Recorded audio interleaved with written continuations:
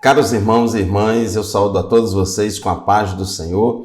Eu sou o pastor Fábio Henrique, da Assembleia de Deus em Mossoró, no Rio Grande do Norte, e este é o programa EBD em Síntese.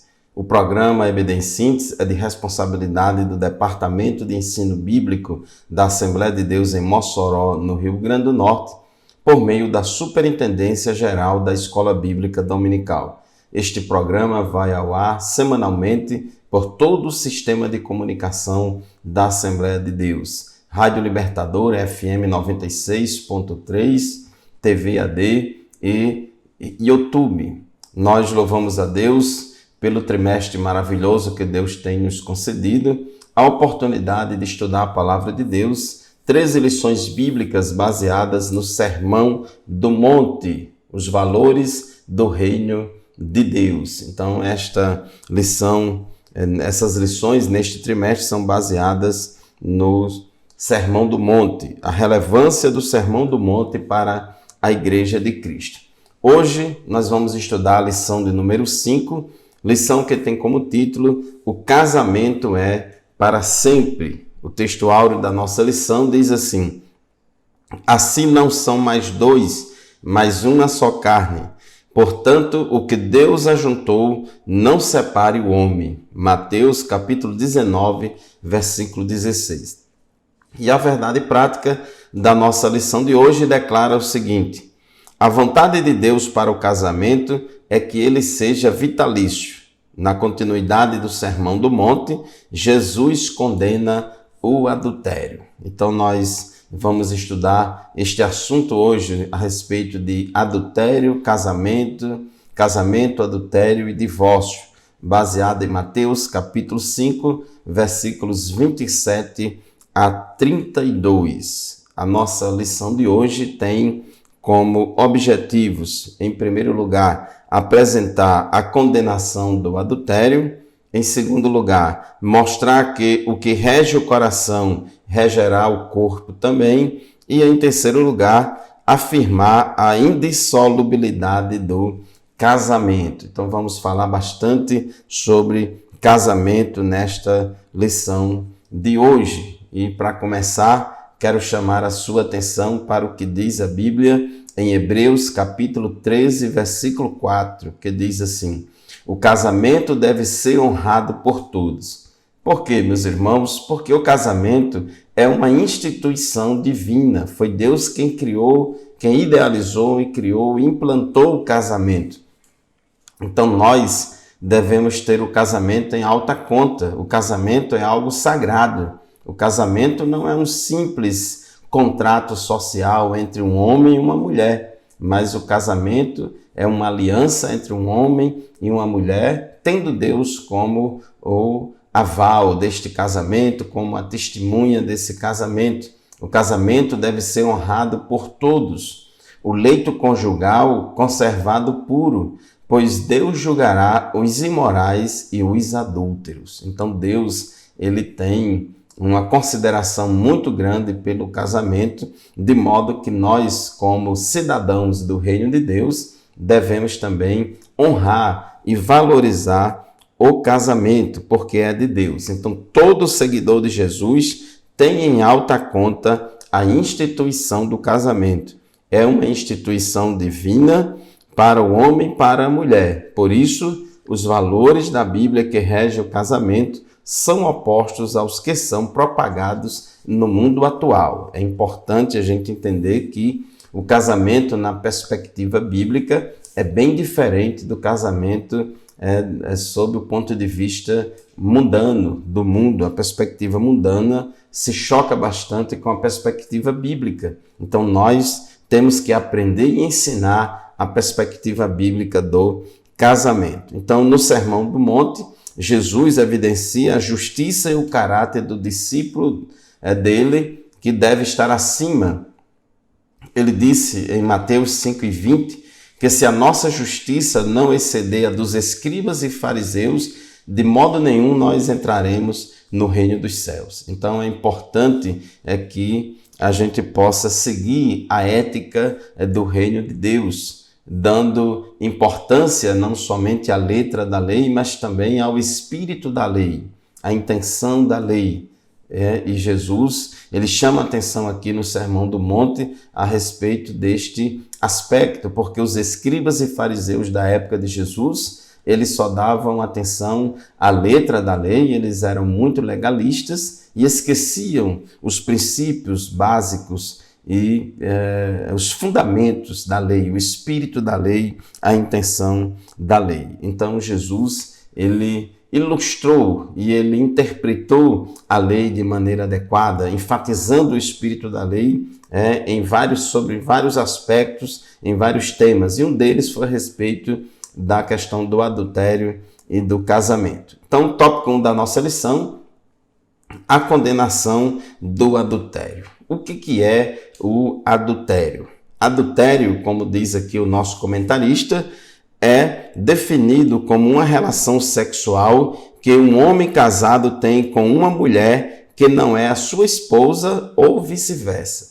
Então, quem comete adultério é somente uma pessoa casada, seja homem ou mulher. Então, uma pessoa casada, seja homem ou mulher, se ela tiver relações sexuais ou se envolver em imoralidade sexual com uma outra pessoa que não seja o seu cônjuge, então está cometendo adultério. E nos 10 mandamentos, no decálogo da lei que Deus deu a Moisés e a Israel, um dos mandamentos diz: não adulterarás. Trata-se de um dique que preserva a fidelidade conjugal e a família, a célula máter da sociedade. Então, o cumprimento deste mandamento de não adulterar, ele é fundamental para a preservação da família, para a preservação do casamento, para a preservação da unidade do casal e, consequentemente, para a sociedade. Se as famílias são destruídas pelo adultério e, consequentemente, pelo divórcio, a sociedade também vai ter reflexos negativos da destruição das famílias. Tópico 1.2, a posição de Jesus quanto ao adultério. Para Jesus, a gênese ou a origem do adultério está no coração. É muito importante isso. A gênese ou origem do adultério está no coração, começando com um olhar cobiçoso e pensamentos impuros que levam à prática sexual ilícita. Então Jesus, ele não é legalista apenas de achar que o adultério acontece somente quando há conjunção carnal entre um homem e uma mulher. Não, senhor.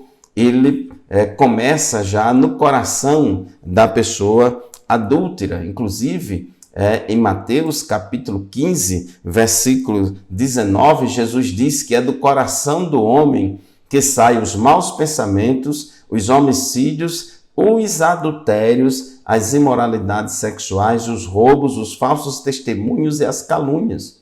Então, está claro aqui em Mateus 15, 19, quando Jesus diz que é do coração do homem, é do coração da pessoa que saem os adultérios e as imoralidades sexuais.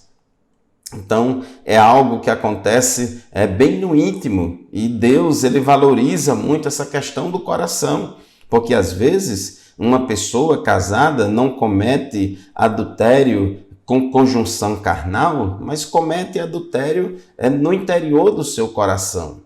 E Jesus disse, bem profetizou Isaías a respeito de vocês: este povo me honra com os lábios, mas o seu coração está longe de mim. Então Jesus, ele sempre chama atenção para a questão do coração, do interior do homem. E aqui eu quero chamar atenção, precisamos ter muito cuidado com a pornografia, porque a pornografia é algo que influencia bastante, que faz ter um alto poder de influenciar as pessoas para a prática do adultério. Muitas pessoas casadas, homens e mulheres, caíram no adultério por causa da influência da pornografia.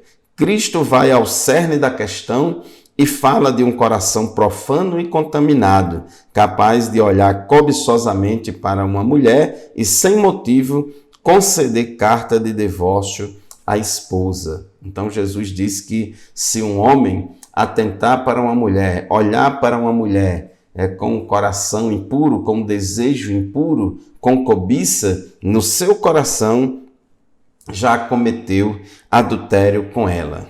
Perante Deus, uma intenção errada é tão pecaminosa como um ato. Por isso devemos sempre buscar pensamentos puros e bons. Então, tudo começa no coração.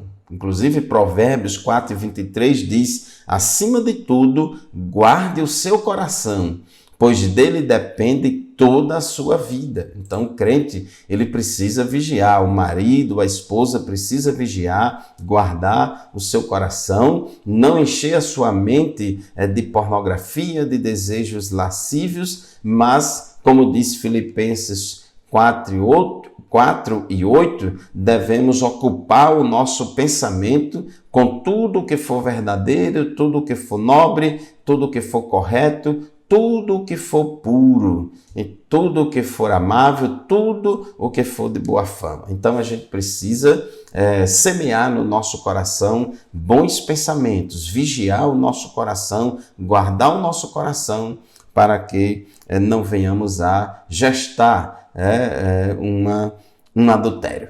Meus irmãos, chegamos ao final do primeiro bloco do nosso programa de hoje. Vamos fazer um intervalo. Daqui a pouco a gente volta. Continue conosco.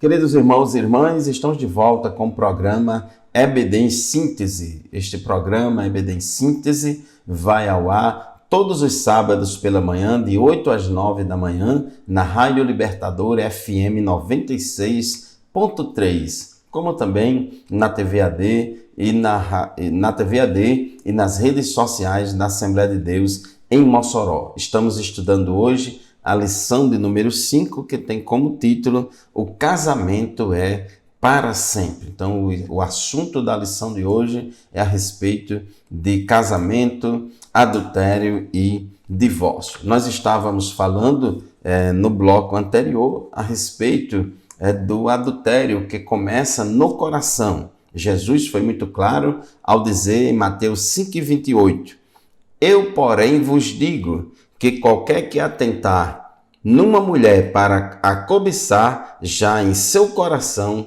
cometeu adultério com ela. Evidentemente que isso serve também para a mulher. Se a mulher cobiçar um homem, então ela estará também cometendo adultério com ele. E isso aqui, outro princípio que nós tiramos aqui desse versículo, é que para que haja o adultério, não necessariamente tem que haver a conjunção carnal.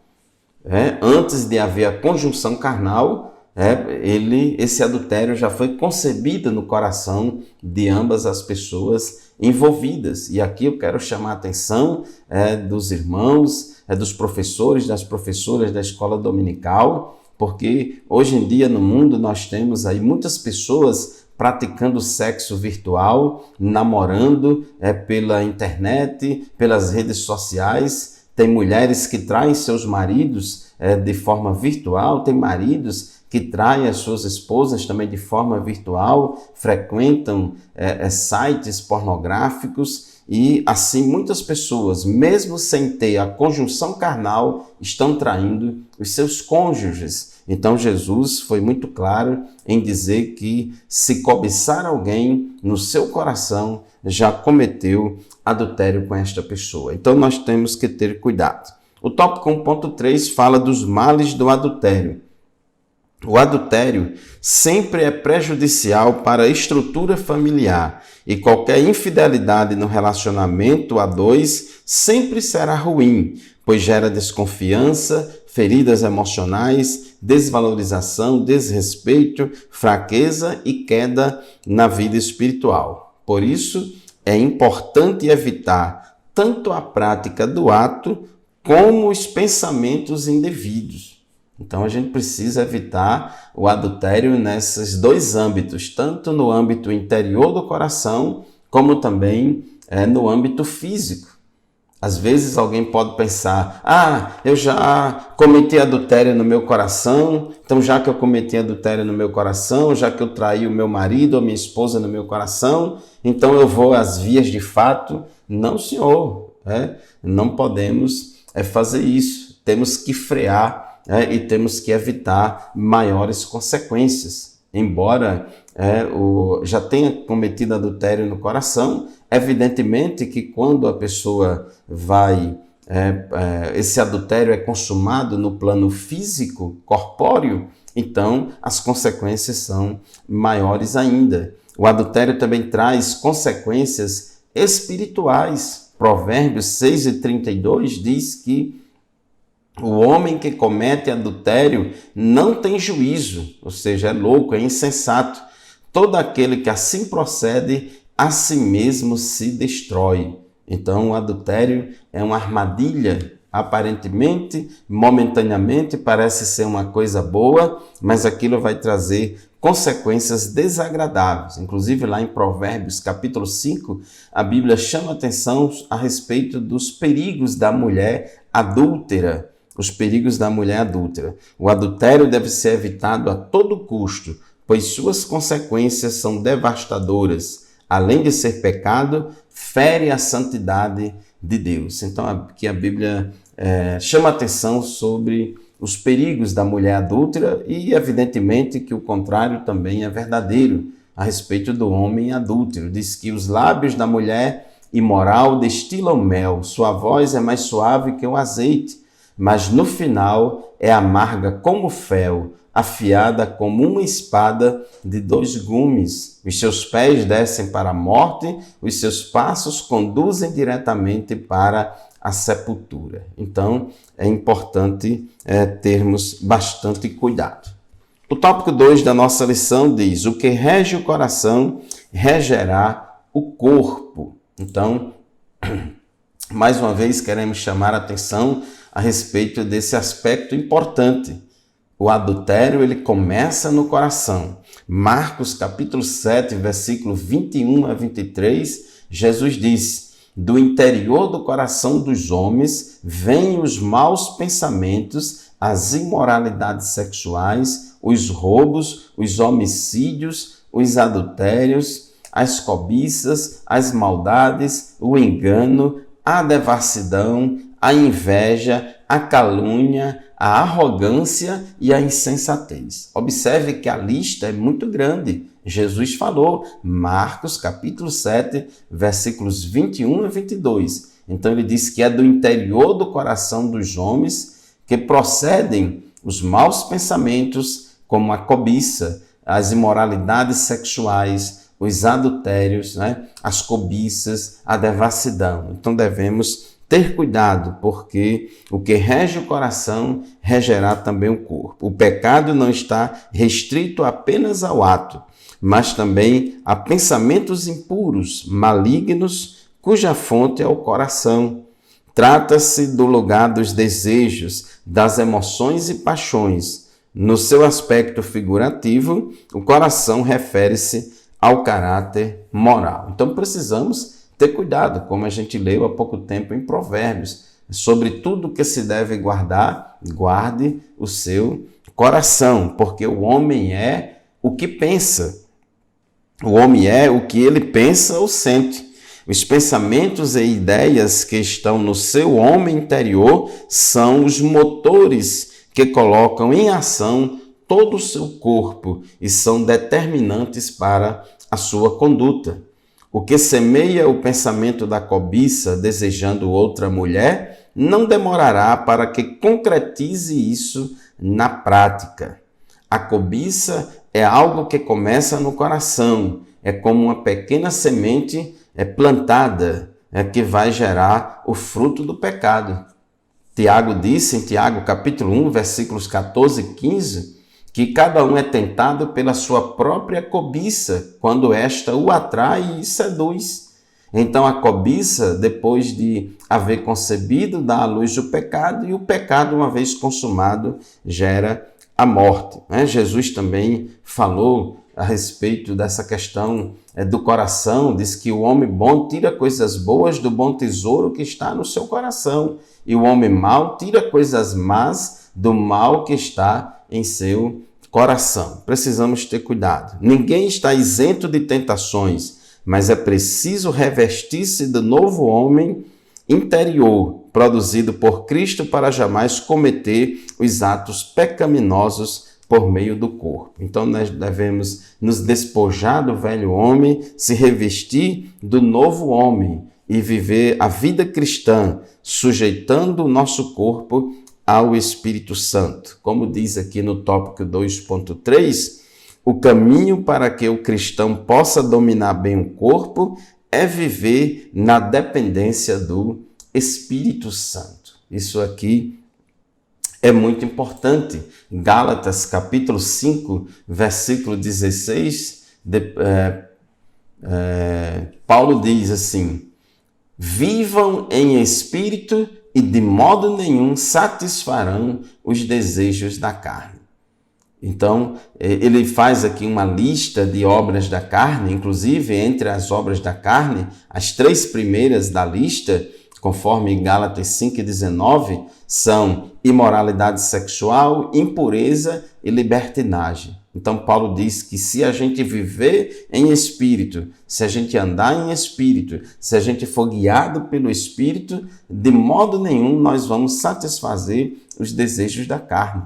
Então, é um antídoto poderoso contra os pecados sexuais, é a gente andar em espírito e viver em espírito. Gálatas 5,24, Paulo também falou: os que pertencem a Cristo crucificaram a carne com as suas paixões e os seus desejos. Então, o crente que vive em santificação, que anda no Espírito, que vive no Espírito, que é guiado pelo Espírito, que se despojou do velho homem e se renovou, se revestiu do novo homem, ele crucifica a sua carne com as suas paixões e concupiscências, e assim ele vai andando no Espírito, como consequência natural, não vai praticar os pecados da carne, ele não vai praticar as obras da carne. Jesus fez uso de figuras de linguagem de modo hiperbólico para mostrar como se deve fazer para vencer os instintos sexuais. É interessante que aqui no versículo 29 e no versículo 30, Jesus disse: se o teu olho direito te escandalizar, arranca-o e atira-o para longe de ti, pois te é melhor que se perca um dos teus membros do que todo o teu corpo seja lançado no inferno. E a mesma coisa ele falou em relação à mão, os olhos e as mãos. Ou seja, nós não podemos, é claro que Jesus não está ensinando aí a mutilação do corpo, mas ele está ensinando que a gente deve evitar tudo que atrapalha a nossa comunhão com Deus, tudo que prejudica a nossa santidade, tudo que tem potencial de desencadear um pecado, um adultério, uma imoralidade sexual, a gente tem que evitar, tem que cortar, temos que viver em espírito, andar em espírito e temos que vigiar. Meus irmãos, chegamos ao final do segundo bloco do nosso programa. Vamos fazer mais um intervalo. Rapidinho a gente volta para o terceiro e último bloco, quando falaremos a respeito do divórcio. Continue conosco.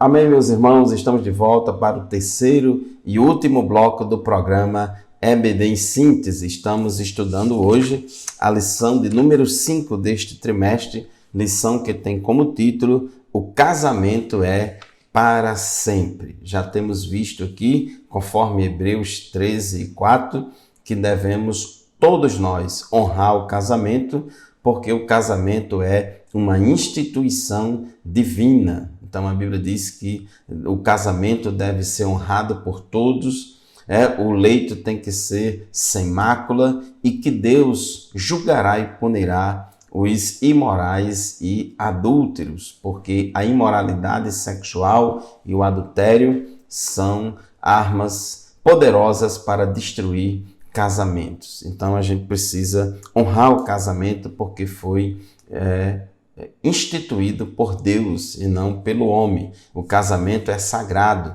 O casamento é mais do que um contrato social entre duas pessoas, mas o casamento é uma união entre um homem e uma mulher. Jesus, quando foi interrogado a respeito do divórcio, perguntaram para Jesus: é lícito o homem divorciar e repudiar sua mulher por qualquer motivo?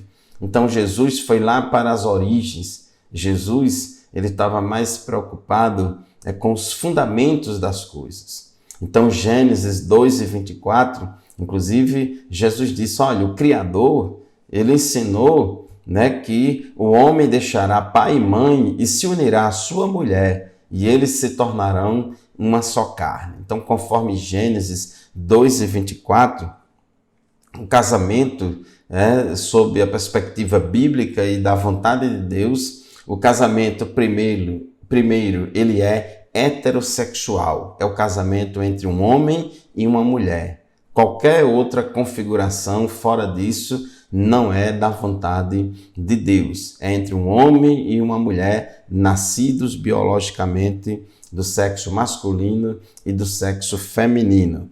Em segundo lugar, o casamento é monogâmico. É apenas um homem se casando com apenas uma mulher. Não é um homem com várias mulheres e nem uma mulher com vários homens. Terceiro, o casamento é monossomático, porque ambos, os dois, formam uma só carne. Então, o sexo, ele consuma o casamento entre o homem e uma mulher. Os dois serão uma só carne.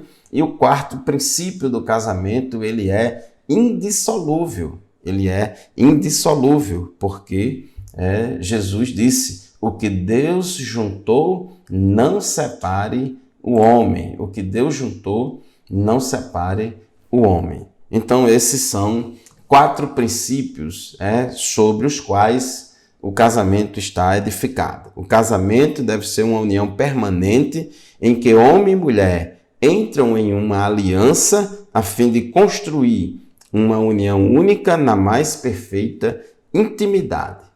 Não querendo jamais que os votos do casamento fossem quebrados, Deus deu a ordem: não adulterarás, não adulterarás.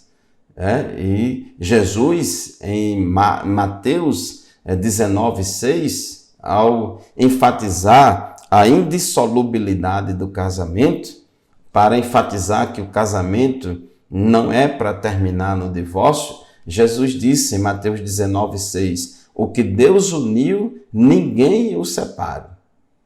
O que Deus uniu, não separe o homem.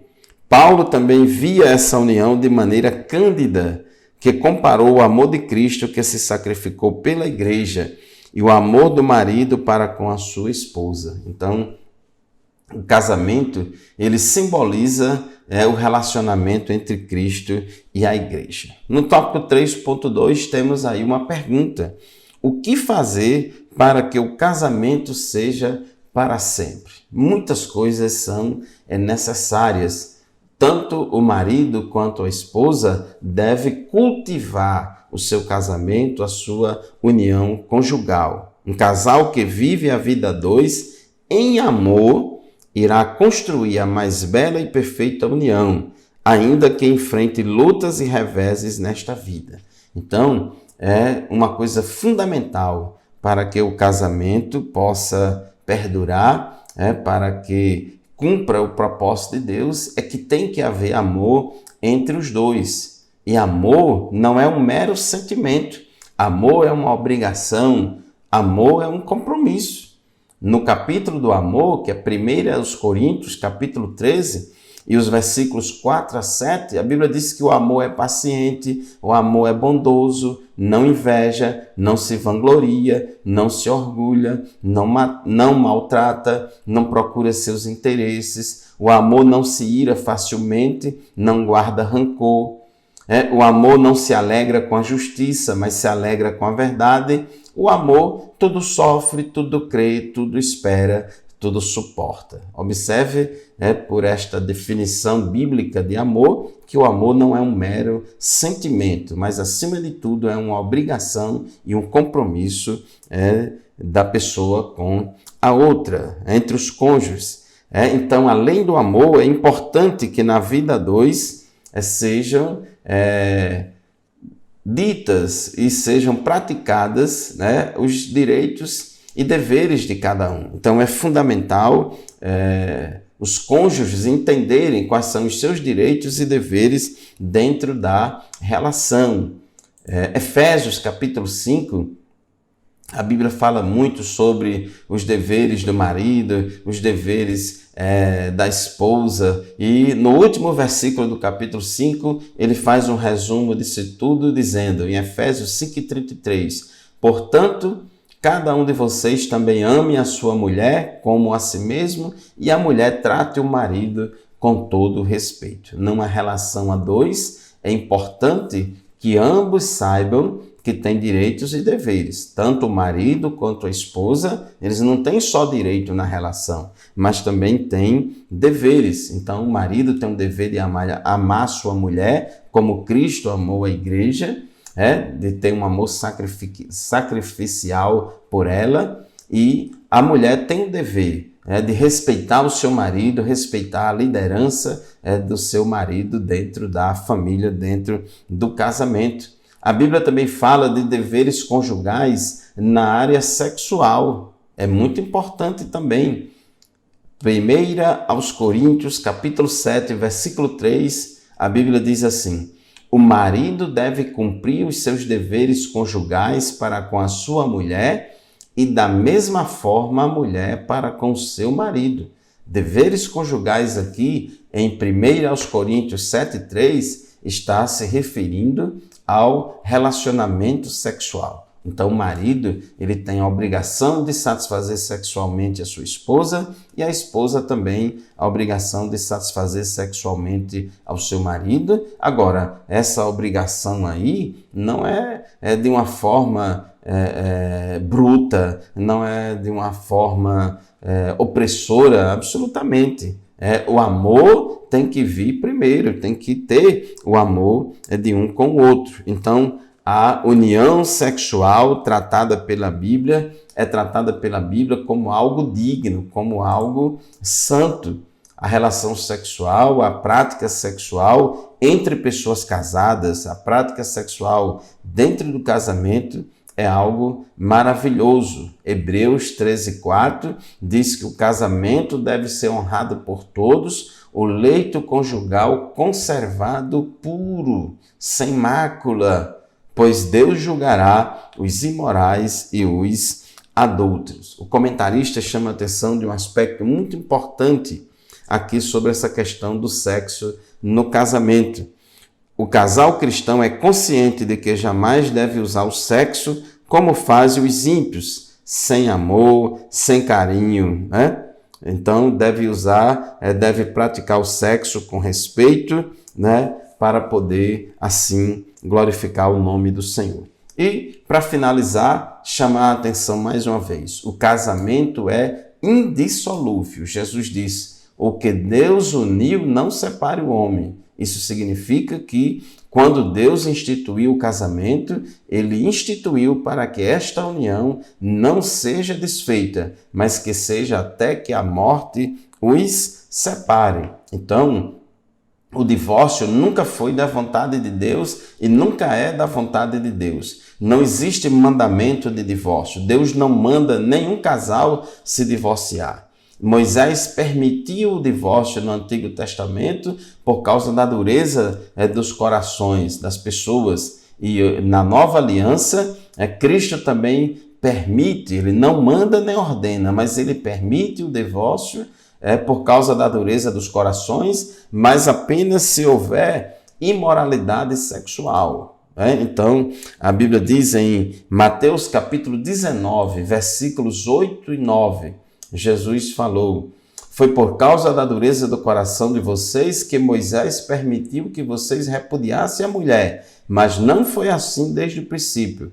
Eu, porém, lhes digo, olha a autoridade de Jesus, eu, porém, lhes digo, quem repudiar sua mulher, não sendo por causa de relações sexuais ilícitas e casar com outra, comete adultério. Então Jesus, ele abre uma exceção, permitindo o divórcio caso haja adultério. Então a pessoa ofendida, a pessoa vítima, ela pode pedir o divórcio se assim ela quiser, é permitido, embora não é incentivado. É uma questão de foro íntimo da pessoa que foi traída, se ela vai perdoar ou não, se vai deixar para lá ou não, se vai pedir perdão, se vai pedir o divórcio ou não. O apóstolo Paulo, em 1 aos Coríntios, capítulo 7, versículo 15, ele fala também sobre a segunda exceção para o divórcio. Diz assim: todavia,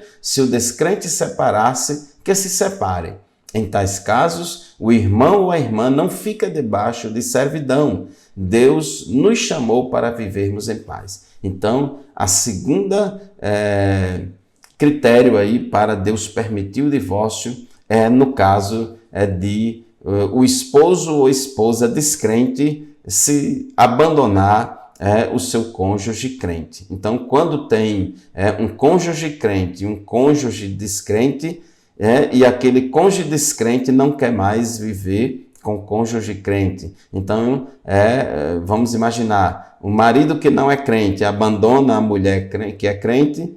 Então, essa mulher crente que foi abandonada, ela pode casar de novo, ela pode pedir o divórcio. Então, são apenas em 2 casos que Deus permite o divórcio: quando há imoralidade sexual e quando há abandono. E quem pode pedir o divórcio é a parte ofendida, a parte que é vítima. Então, meus irmãos, assim chegamos ao final de mais uma lição da nossa Escola Bíblica Dominical, ao final de mais um programa EBD em Síntese. Muito obrigado pela sua audiência. Deus continue abençoando você e a sua família.